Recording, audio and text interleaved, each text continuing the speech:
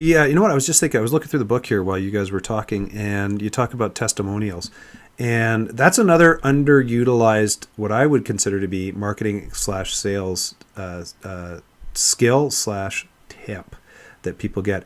Right.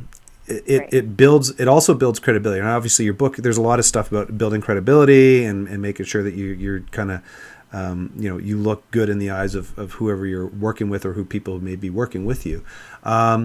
How would you recommend people go about getting testimonials?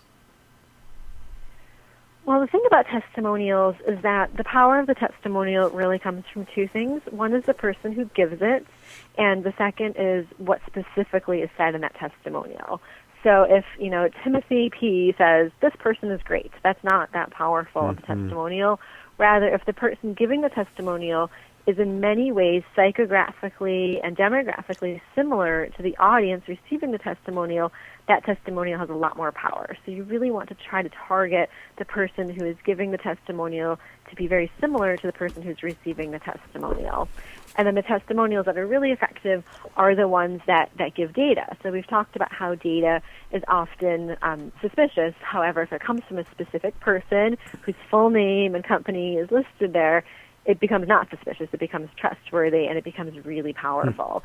So testimonials that have specific results and data are much more powerful than the ones that are more general. Would that be like getting testimonials on a book from David Meerman Scott and Robert Cialdini and Rogan? That's you practice what you preach, so let's put it that way. That's good. A lot of times I come across websites and you get these people. It's like JB from Moose Jaw, Saskatchewan said this, and it's like that builds zero credibility. I mean, it probably builds more trust than not having someone on your website or anything like that. But I don't know. It might backfire really? because someone might automatically think like, well, do they really? I mean, it depends on the nature of your business. Some businesses where the clients do need to remain confidential, it makes sense that you're not going to include their full name, but sometimes it does trigger that mistrust, suspicion, which is a real risk. Yeah. One of the tips that I use with my clients is actually we do video testimonials so that you can actually see the person live talking about it.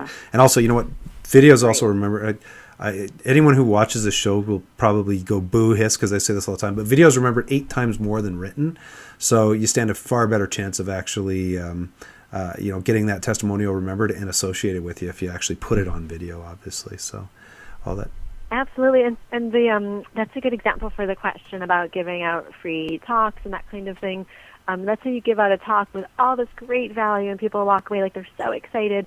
Why not have a camera there and just take some quick clips if people ask for their permission to include it as testimonial? That way you'll have them right in the moment of the energy and they'll be, really enthusiastic about the talk, and then you'll have you'll get a great endorsement right afterwards, which will help you in the future.